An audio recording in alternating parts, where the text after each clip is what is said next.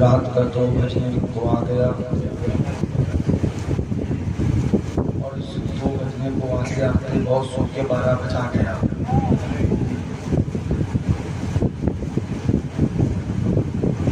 انشاءاللہ جب تک جسم میں جان ہے، خون میں زمان ہے، ہم نجدیوں، وہابیوں، دیوبندیوں، رافضیوں، شیعوں، ناصریوں کے 12 بجاتے رہیں گے۔ بے شک، سبحان اللہ۔ اللہ کا شکر ہے الحمدللہ آج کا یہ عظیم شان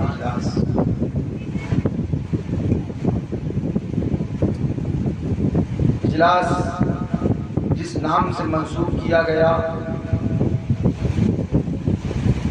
وہ نام ہی اس کی کامیابی کے لیے کافی ہے۔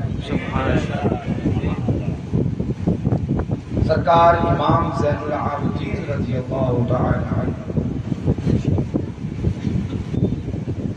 تمام احباب اہل سنت، خاص طور سے جن حضرات نے محنت و مشقت کر کے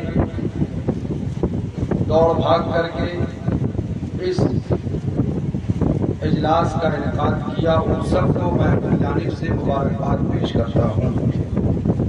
ماشاءاللہ آپ نے گوڈا کی سرزمین سے آئے ہوئے اختر گولوی صاحب کو بھی سنا، اخلاق محمودی صاحب کو بھی سنا، اور مرزا سلطان صاحب بلرام پوری ان کو بھی سنا، کانپور کے آپ مسلم ہوں ان کو بھی سنا، اور آخر میں حضرت کے خادم رہے، کافی عرصے تک خدمت کری حافظ شہزاد، ان کو بھی سن لیا۔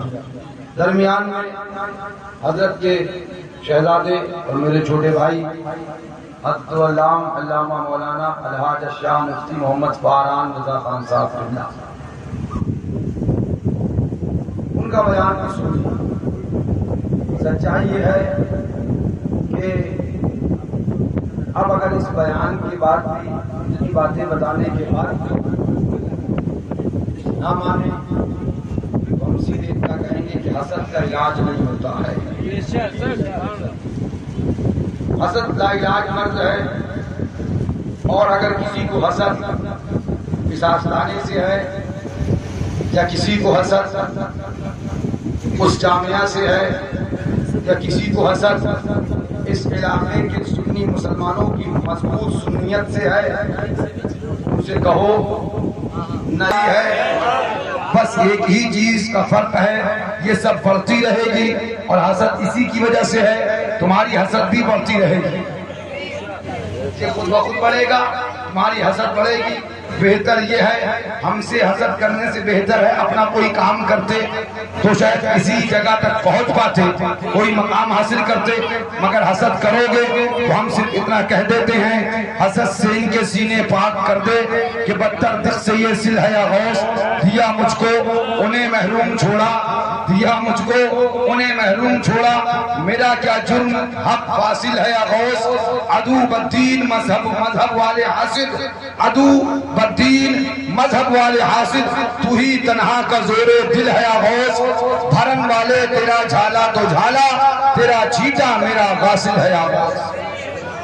لہذا آج الحمدللہ سب کچھ بیان بھی ہو چکا، ساری باتیں بھی ہو چکی، بس تھوڑی دیر کے لیے 5 سے 10 منٹ ہو جاتا کچھ تفصیل سے بات ہوگی، لیکن یوں ہی 2 بج گیا۔ اللہ کا شکر ہے یہ وہ محفلیں ہیں جہاں وقت بجایا نہیں جاتا ہے، وقت خود بخود بچ جاتا ہے، پریشان رہتے ہیں کون بولے کون پڑھے، کتنے بج گئے کتنے رہ گئے، یہ کرم ہے اس آستانے والے کا، ذرا زور سے کہہ دو۔ ابھی آپ نے 7 محرم الحرام شریف کو دیکھا، میں گناہگار خطاکار یہاں نہیں تھا، میں نے لائیو دیکھا موبائل میں، اور اس کے بعد 9 محرم الحرام کو بھی دیکھا۔ ہمارے قاری رفیق صاحب بیٹھے ہیں، یہ سب سے پہلے انہوں نے بھی دیکھا۔ سبحان اللہ، اپنے اپنے ذہن کے مطابق باتیں ہونے لگی۔ اپنے اپنے ذہن کے موافق گفتگو ہونے لگی. مجھے اعلیٰ حضرت فاضل بریلوی رضی اللہ عنہ کی تحریروں میں سے ایک تحریر یاد آتی ہے. حضور اعلیٰ حضرت فاضل بریلوی رضی اللہ تعالیٰ عنہ قدم بوسی کو جو لوگ سجدہ کہتے ہیں، آستانہ بوسی کو جو لوگ سجدہ کہتے ہیں، ان کی سرکوبی کرتے ہوئے ارشاد فرماتے ہیں کہ مدینہ منورہ میں حضور صلی اللہ علیہ وسلم کے روضہ اقدس پر حضرت غالباً ابو ایوب انصاری رضی اللہ تعالیٰ عنہ وہ سر رکھے بیٹھے تھے اور مروان آیا. اور سننا، حضرت ابو ایوب انصاری حضور کے روضہ اقدس پر سر رکھے بیٹھے تھے. مروان آیا، اس نے ان کو کہا کہ تم کیا یہ پتھر پر سر رکھے اس طرح سے بیٹھے ہو؟ حضرت ابو ایوب انصاری رضی اللہ عنہ نے اس مروان کو جواب دیا کہ سن کان کھول کر، میں کسی پتھر کے پاس نہیں آیا، میرا سر پتھر پہ نہیں، میرا سر قدم مصطفیٰ پہ ہے، میرا سر حضور کے قدم مبارک پر ہے. اس واقعے کو نقل کر کے اعلیٰ حضرت عظیم المرتبہ ارشاد فرماتے ہیں اب مزارات اولیاء پر سر رکھنے کو، مزارات اولیاء پر سر رکھنے کو، پتھر پر سر رکھنا، پتھر پر سر رکھنا یہ مروان سے دیوبندیوں کو حصے میں ملا ہے. مزارات اولیاء پہ سر رکھنے کو، پتھر پر سر رکھنا یہ کہنا، پتھر پہ سر رکھنا یہ بولنا، پتھر پہ سر رکھنا یہ عقیدہ رکھنا. رضا فرماتے ہیں کہ یہ مروان سے دیوبندیوں اور وہابیوں کے حصے میں آیا، اور پتھر کا ذہن ہٹا کر مزارات اولیاء پہ سر رکھ کر صاحب آستانے کے قدموں کی نسبت لے لینا یہ ایوب انصاری سے ہم غلاموں کو آیا. ایوب انصاری سے ہم غلاموں کے حصے میں آیا. اس سے بہت کچھ تو ثابت ہو گیا، بہت کچھ آپ سمجھ بھی گئے، مگر میں اس سے دوسری چیز ثابت کرنا چاہتا ہوں. آپ بہت کچھ سمجھ گئے.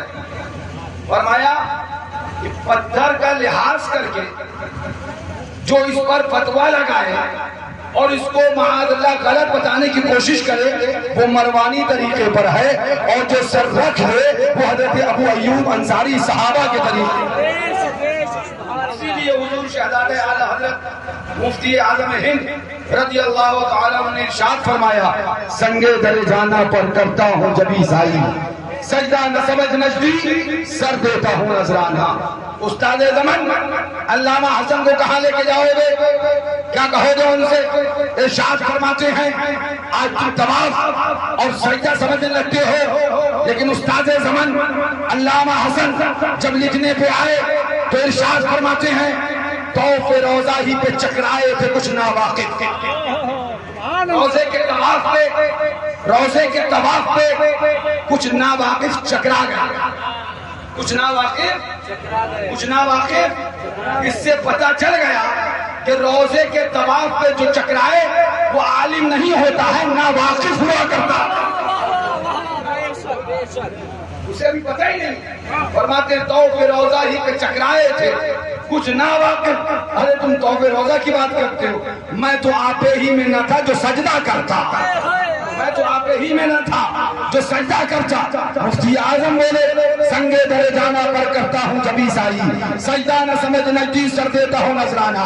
اور استاد زمن بولے طوف روضہ ہی پہ چکرائے تھے کچھ ناواقف، میں تو آپ ہی میں نہ تھا اور سجدہ کرتا. اب اعلیٰ حضرت عظیم المرتبہ جھوم کے ارشاد فرماتے ہیں بے خودی میں سجدہ کر یا طواف، سن لے کان کھول کر جو کیا اچھا کیا پھر تجھ کو برا نہیں کیا. حضور بے خودی میں کیا تھا ٹھیک ہے، لیکن شعر تو خودی میں لکھا جاتا ہے، بات تو خودی میں کہی جاتی ہے، اس عمل کا اظہار تو خودی میں ہو رہا ہے. فرمانا بے خودی میں سجدہ کر یا طواف جو کیا اچھا کیا. اور دور بات چلی گئی. حضرت ابو ایوب انصاری رضی اللہ تعالیٰ عنہ کا طریقہ فرماتے ہیں ان سے ہم اہل سنت کو ملا، اور مزارات اولیاء پر بوسہ دینے کو سجدہ کہنا یا معاذ اللہ وہی فرماتے ہیں مروان سے ان نجدی وہابیوں کو ملا. جو جیسی ذہنیت رکھتا ہے وہ ویسا ہی حصہ پا لیتا ہے. جس کی ذہنیت مروانی تھی اسے مروانی حصہ مل گیا، اور جس کی ذہنیت صحابہ کی محبت میں تھی اسے ان کا حصہ مل گیا. اب حضور معصوم ملت کی کرامت آئی. کچھ لوگ چوں چوں چوں چوں چوں چوں کرنے لگ گئے، بیچارے مرے جا رہے ہیں چوں چوں کرتے کرتے، مگر کچھ ہو ہی نہیں پا رہا ہے. تھک گئے چوں چوں کرتے کرتے. آج سے نہیں کرنا. ہم نے کہا پہلے یہ بات بتا دو کہ معصوم ملت رضی اللہ تعالیٰ کو ولی مانتے ہو یا نہیں. سیدھی اتنی سی بات، کوئی بحث آگے نہیں. میں نہیں کھا رہے ہیں ان کے مریدوں میں، آسان تھوڑی ہے. یہاں پڑھا رہے چاروں طرف انہیں کے مرید ہیں، آسان تھوڑی ہے. کھانا پینا بند ہو جائے گا. پتہ نہیں کون سے دل سے بولے نہیں ولی مانتے ہیں. ہم نے کہا کیسے کرے انسان. اب جب ولی مان لیا تو کرامت پہ حیرت کیوں ہے؟ ولی کا کام ہے ہی کرامتیں دکھانا.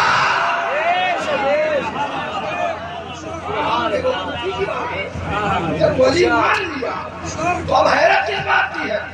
ہمیں ولی تم کہہ رہے ہو قبر ہلی. ارے ولی اگر جلال میں آئے علاقے ہلا کے رکھ دیتے ہیں. سبحان اللہ.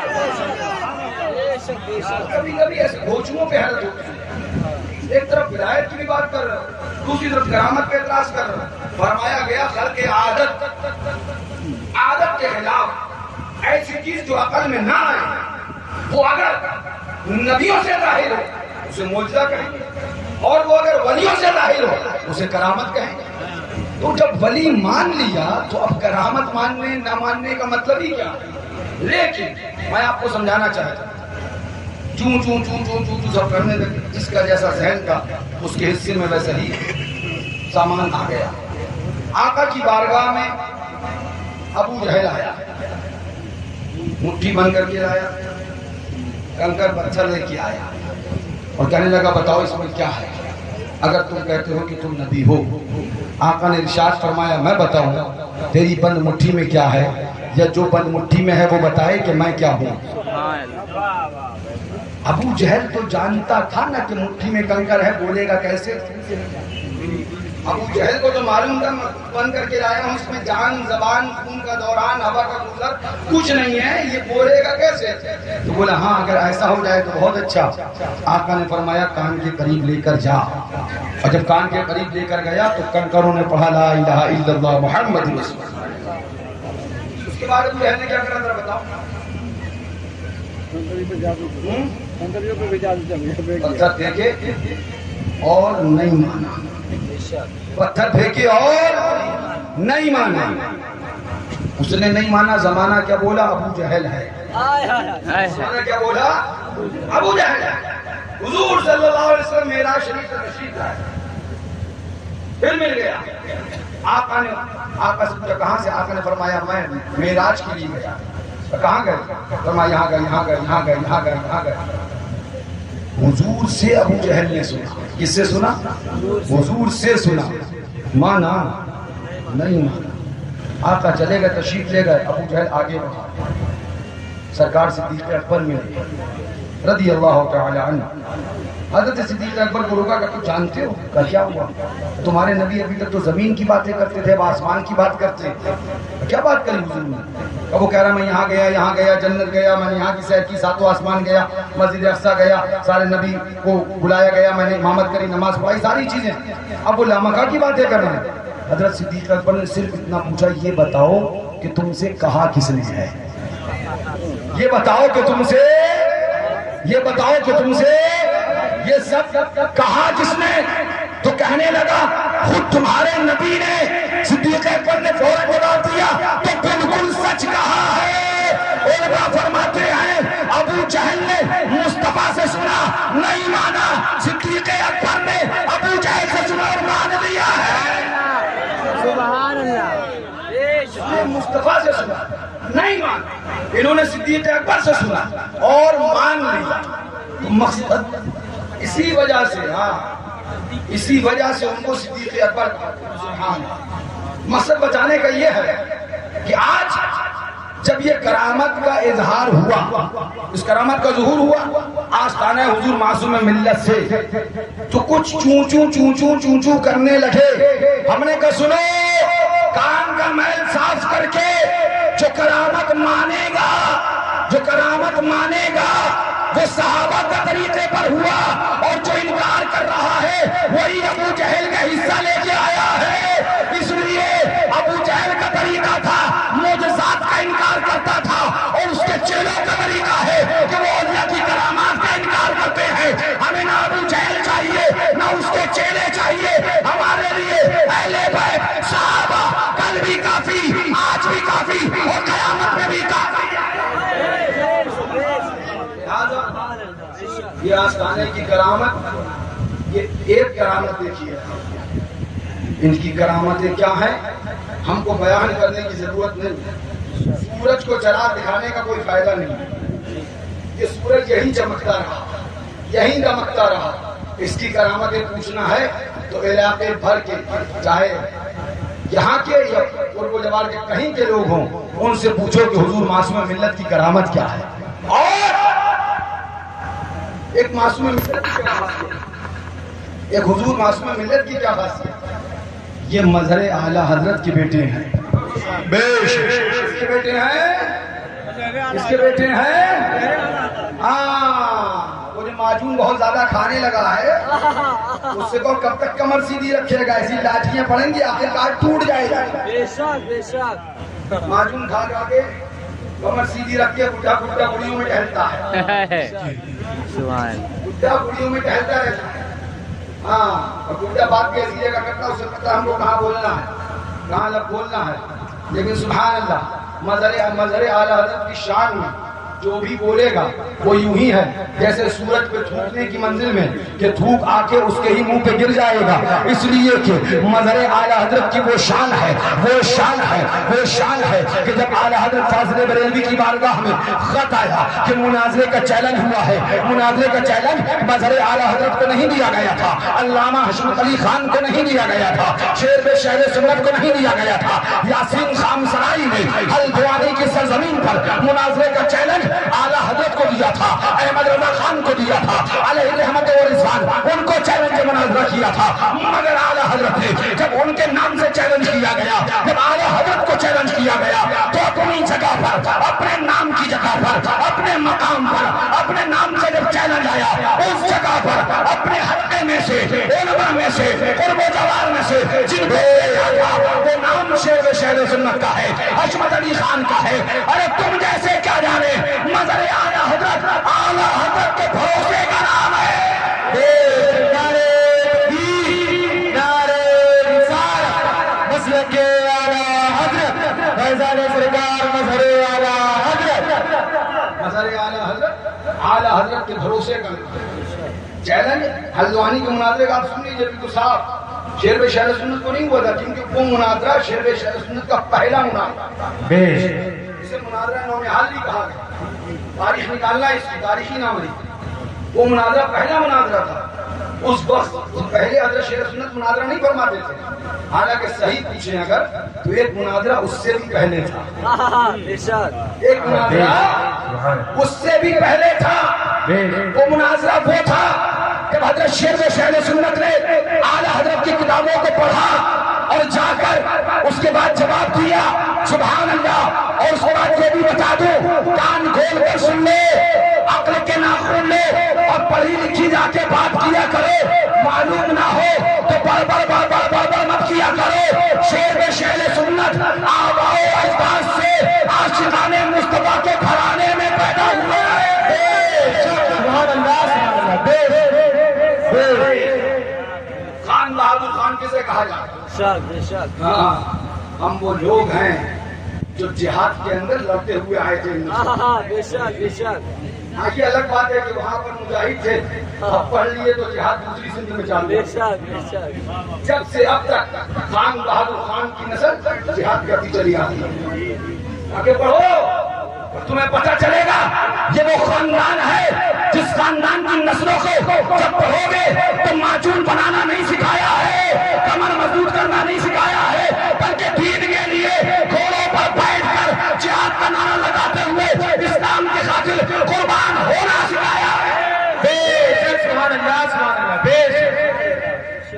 مجھے یاد ہے میں نے جب تھوڑی سی حکمت میں اپنی محبت ظاہر کی اور کچھ کتابیں حکمت کی منگائی. جب ایام حکمت میں پہلی سال پڑھانے آیا، 1 سال گزرنے کے بعد دوسری سال کچھ کتابیں حکمت کی میں نے منگائی اور ان کا مطالعہ شروع کر دیا. غالباً 2 سے 3 کتابیں میں مکمل جب پڑھ چکا حکمت کی، تو ایک مسئلے میں کافی الجھ گیا کہ اس کا جو نسخہ تھا وہ سمجھ میں نہ آئے. اس میں کچھ ادویات ایسی مفردات بھی کچھ بیان تھے، میرے سمجھ میں نہ آئے کہ اس میں جو نسخے کے اندر نسخے کی جان ہوتا ہے وہ کون سی دوا ہے. کیونکہ اطباء کا دستور یہ ہے وہ نسخے میں 1 یا 2 دوائیں اہم رکھتے ہیں، باقی سب دھوکہ دینے کے لیے رکھتے ہیں. دھوکہ وہی مانگا کہ وہ کسی کو پتا نہ چلنے پائے، خود اس لائق بنو تب حاصل کرو.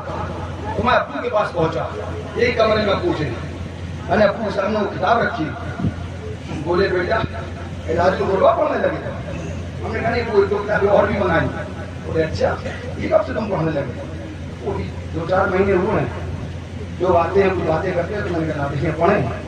اس کے بعد میں نے ابو سے کتاب رکھی اور کہا یہ نسخہ سمجھ میں نہیں آ رہا ہے. ابو بولے اچھا بتاؤ کیا بیٹا سمجھ میں کیا نہیں آ رہا ہے؟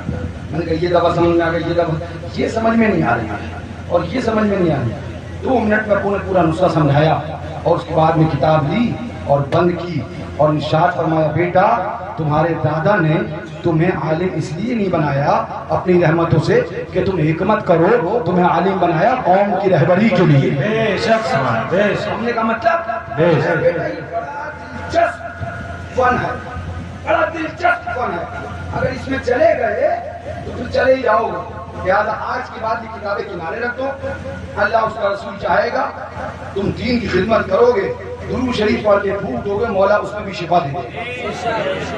میں بتانا یہ چاہتا ہوں یہ شیر میں شیر سنت کی اولادیں ہیں، ان کی کرامتوں پر تمہیں حیرت ہو رہی ہے، پریشان ہو، کان کھول کر سنو کہ حکیم صاحب کی اولادیں نہیں ہیں، شیر سنت کی اولادیں ہیں. کوئی اٹھتا ہے تو آنکھیں کھولتا ہے، کوئی اٹھتا ہے تو قبر کھولتا ہے اور کوئی اٹھتا ہے تو اپنا مزار ہلا کے جلوہ دکھاتا ہے. کیوں؟ اس لیے کہ یہ مظہر اعلیٰ حضرت کی اولادیں ہیں. کرامات سرکار معصوم ملت، کرامات سرکار معصوم ملت، دیا سرکار معصوم ملت. نعرہ تکبیر. جہاں تک بات اس چیز کی ہے کہ ہاتھ اتنا کس کے دبایا، اگر دبائی دیا ہوتا نا تو نازک کلائیاں کب کی ٹوٹ چکی ہوتی. صحیح کہہ رہا ہوں. کیسا لگا جیسے مرد ہو جاتا. جن کو پہلے سے مرض ہے انہیں اور کیا مرض ہوگا، جنہیں عداوت کا مرض ہے انہیں اور کیا مرض ہوگا. لہذا کان کھول کر سنو، شیر سنت کی عظمتوں پر جتنا بھونکنا ہے بھونک لو، مگر شیر سنت کی ذات وہ ہے جس پر اعلیٰ حضرت نے بھروسہ کیا، حجت الاسلام نے بھروسہ کیا، مفتی اعظم نے بھروسہ کیا. اٹھاؤ مناظرہ لاہور اٹھا کر دیکھ لو، سب موجود تھے مگر سب نے لکھا مناظر اگر کوئی ہوگا، مناظرہ کوئی کرے گا، علامہ حشمت علی خان کریں گے. مجھے کہنے میں مجبور کرتے ہو نا، زبان ہم بھی رکھتے ہیں اور ہم تاریخ سے بات کرتے ہیں، خالی من گھڑت کہانیاں نہیں بیان کرتے ہیں. جو چاہو پیٹ سے گڑ گڑ کے بیان کر دو، گڈا گڑیوں والا بندہ. ہاں گڑیوں میں بولتا ہے، گڑیوں میں کہتا ہے، گڑیے بیٹھا ہے. گڑیے نہیں چھوڑ رہی مجھ سے، کیا کرے گا. یہاں سے لے کے ساؤتھ افریقہ تک ہمیں معلوم ہے کہاں کا گڈا گڑیوں میں کھیل کیا جائے. گڈے کیا کریں مگر گڈے کو ہم چھوڑے رہتے ہیں. گڈا ہے اور گڈا ہے. بات کہنے کی یہ ہے کہ بزرگوں تک مت آؤ. اگر بزرگوں تک آؤ گے تو ہم ایسی ایسی کتابیں بھی کتب خانے میں حفاظت کر کے رکھے ہیں، نکال لائے تو تمہارے توتے اڑ جائیں گے. دیوبندیت کو مذاق بنانے کا موقع ملے، وہابیت کو مذاق بنانے کا موقع ملے، مسلک اعلیٰ حضرت کے غداروں کا مذاق بنانے کا موقع ملے. ہم نہیں چاہتے کہ ہوا کتابوں میں موجود ہے یہ مت سمجھنا ہمارے بزرگ ہمیں محتاج چھوڑ کر گئے ہیں. نہیں، ہمیں سارا اثاثہ سپرد کر کے نوٹ کرا کے بیٹھال کر سمجھا کے گئے ہیں. بیٹا کہاں تک صبر کرنا اور بات جب اسے آگے نکل جائے تو پھر یہ کتابیں لے آنا اور اچھے اچھوں کے توتے ہوا دینا. کیا بات؟ آج تم کہتے ہو کہ شیخ سنت نے توبہ کری، تو سن جواب دے مجھے، روزی کے کٹے جواب دے مجھے، اگر نظر جواب دے مجھے، کیا حافظ ملت نے بھی توبہ کر لی ہے؟ کیا مختوم کچوچا تاج العلماء مختوم کچوچا حضرت سرکار اللہ اکبر ان کو محدث اعظم ہند کہا گیا، کیا انہوں نے بھی توبہ کر لی ہے؟ اس لیے کہ اس مسئلے میں شیخ سنت کے ساتھ محدث کچوچوی بھی تھے، حضرت حافظ ملت بھی ہے، اور خود مفتی شریف الحق جدید بھی شیخ سنت کے ساتھ میں ہماری ہماری طاقت ہماری ہماری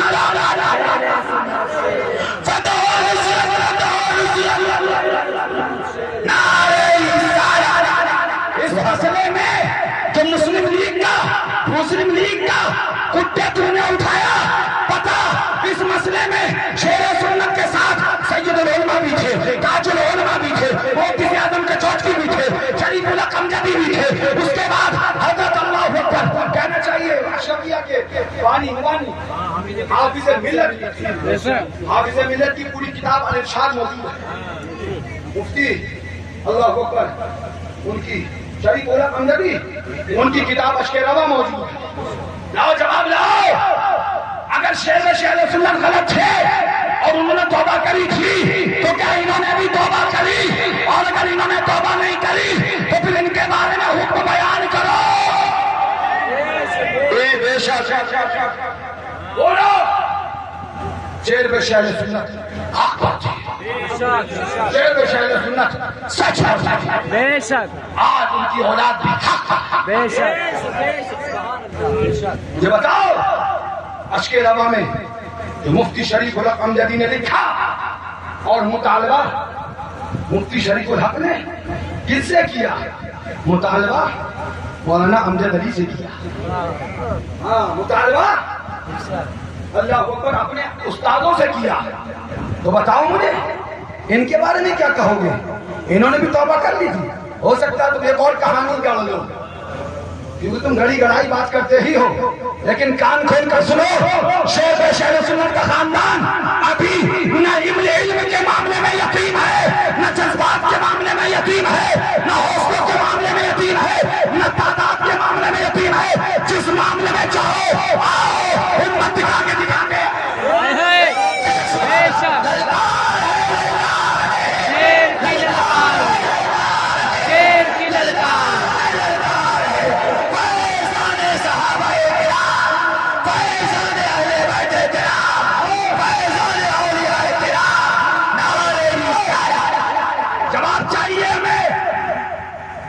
حافظ ملت کا توبہ نامہ لاؤ، سید العلماء کا توبہ نامہ لاؤ، تاج العلماء کا توبہ نامہ لاؤ، حضرت محدث اعظم کی چوچنی کا توبہ نامہ لاؤ، مفتی شریف الحق امجدی کا توبہ نامہ لاؤ، حافظ ملت کا توبہ نامہ لاؤ، اس لیے کہ مسلم لیگ کی مخالفت میں حشمت علی خان کے ساتھ تاج العلماء بھی تھے، سید العلماء بھی تھے، حافظ ملت بھی تھے، مفتی شریف الحق امجدی بھی تھے، حضرت اللہ اکبر محدث اعظم ہند کا چھوچوی بھی شیخ سنت کے ساتھ، اور جس چیز پہ اختلاف ہوا تھا تمہیں خبر بھی ہے وہ چیز کیا تھی؟ تمہیں پتہ بھی ہے؟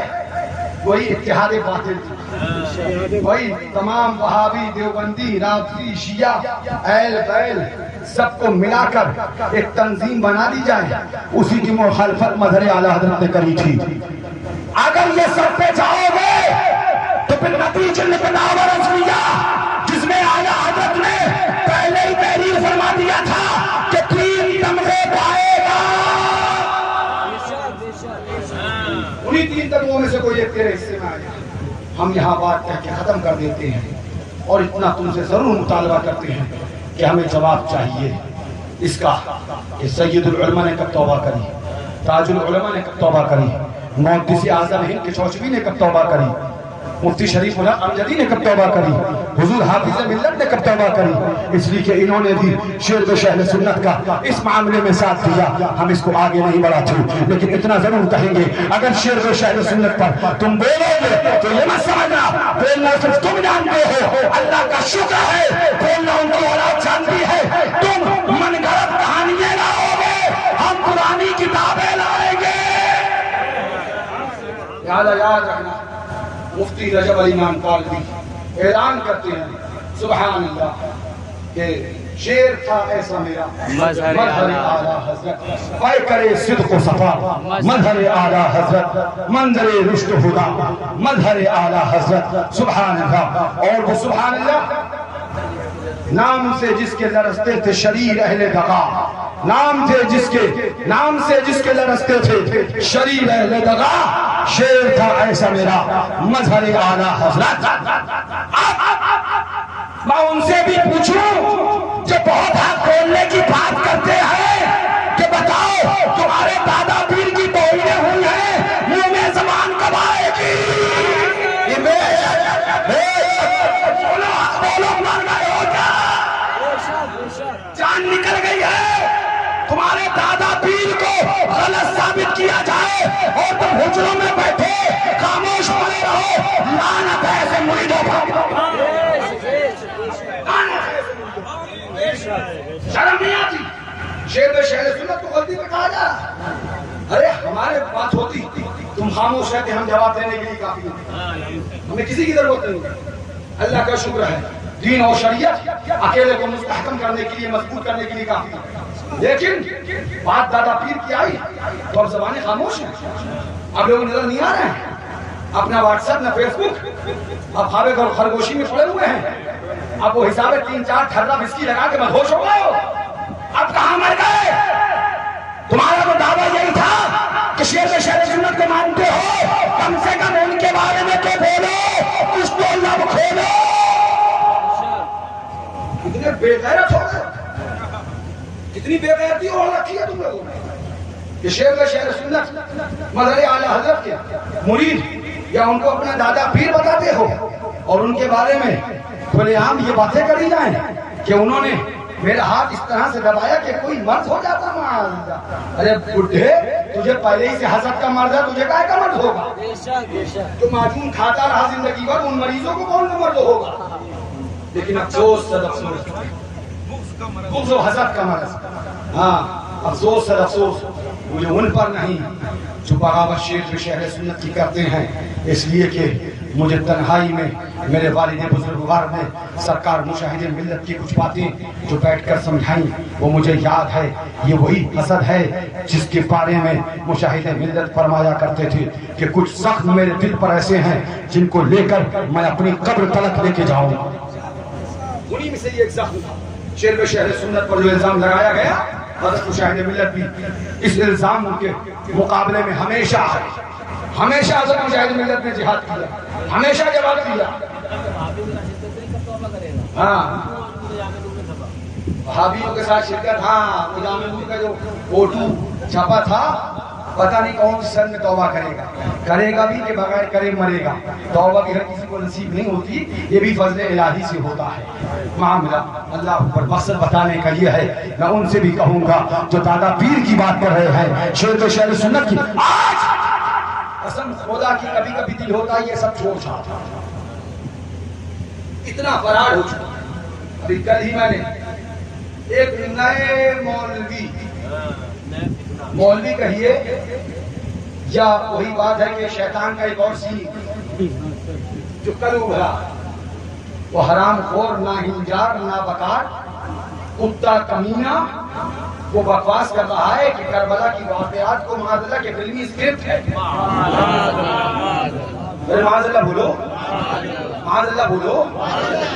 جو انصاف سے بتاؤ کربلا معلّہ کے واقعات کو فلمی اسکرپٹ کہا جائے گا اور اس کے بعد اپنے آپ کو مولوی کہنے والے منہ میں زبان خاموش کیے بیٹھے رہیں گے؟ کب بولو گے؟ ارے سن لے, اگر کربلا شریف کے واقعات کو اور کربلا والوں کی عظمتوں کو تجھے دیکھنا ہے, اندھے اور موٹے چشمے لگا لے, حسد سے نہیں بکے گا. اور کربلا والوں کی عظمت دیکھنا